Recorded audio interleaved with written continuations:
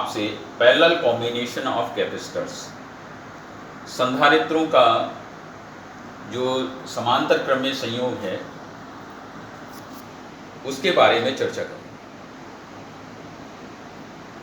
यहाँ देख रहे हैं आप, ये 3 संधारित्र हैं जिनकी कैपेसिटी है C1, C2, C3।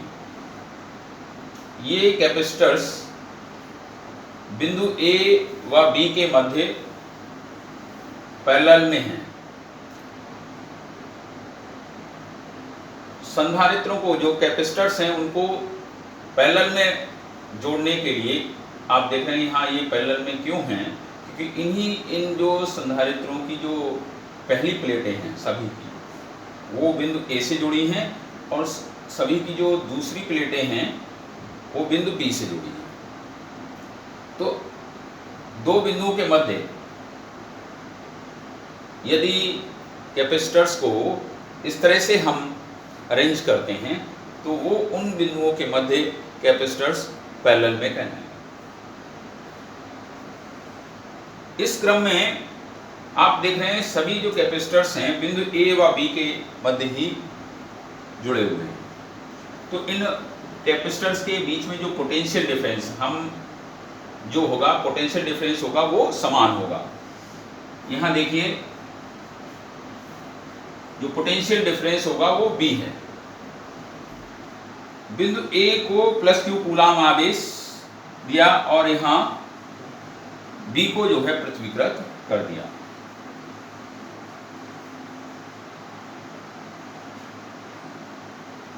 +Q coulomb आवेश इस बिंदु पर जाकर इन संधारित्रों की जो कैपेसिटी है उसके अनुक्रमानुपात में विभाजित होता है,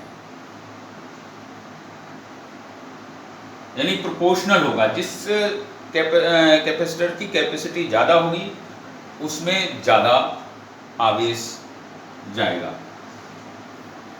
Q1 जो आवेश होगा वो इस कैपेसिटर्स पे गया, इसकी पहली प्लेट +Q1 हुई प्रेरण के द्वारा।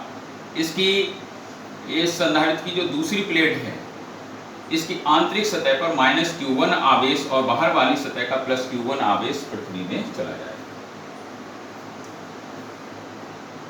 दूसरा जो संधारित्र है इसकी पहली प्लेट पर +Q2 आवेश और दूसरी प्लेट की आंतरिक सतह पर -Q2 आवेश प्रेरण द्वारा उत्पन्न होगा और बाहर वाली सतह का जो +Q2 आवेश होगा वो पृथ्वी में चला जाएगा। इसी प्रकार जो C3 कैपेसिटी का कैपेसिटर है इसकी पहली प्लेट पर +Q3 आवेश और इंडक्शन से इसकी जो दूसरी प्लेट है उसकी आंतरिक सतह पर -Q3 आवेश और बाहर वाली सतह पर जो +Q3 आवेश होगा वो पृथ्वी में चला जाएगा। जो संधारित्रों पर जो आवेश हैं वो इनकी जो कैपेसिटी है उसके प्रोपोर्शनल में उत्पन्न होगा, उसके अनुक्रमानुपात में उत्पन्न विभाजित होता है।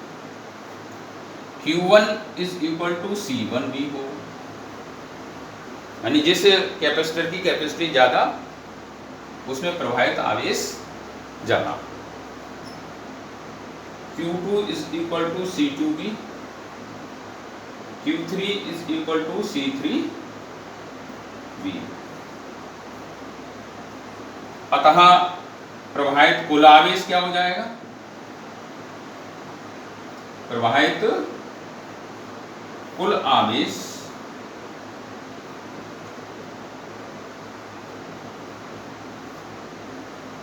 जो Q आवेश हमने दिया है वो इस पॉइंट पर डिवाइड हुआ कैपेसिटी के अनुसार। इधर Q1 गया, इधर Q2 गया, इधर Q3 गया। तो जो कुल आवेश होगा Q = Q1 + Q2 + Q3 कुल आवेश। हम यहाँ Q1 का मान रख दें C1V + C2V + C3V, ये कुल आवेश हो गया। अब यदि हम इन तीनों संधारित्रों के स्थान पर एक कैपिटल सी कैपेसिटी का एक संधारित्र बिंदु ए व बी के मध्य लगा दें, जिसे Q कूलाम आवेश देने पर उसकी प्लेटों के मध्य जो उत्पन्न विभवांतर है वो B वोल्ट है, तो वह इन तीनों संधारित्रों का,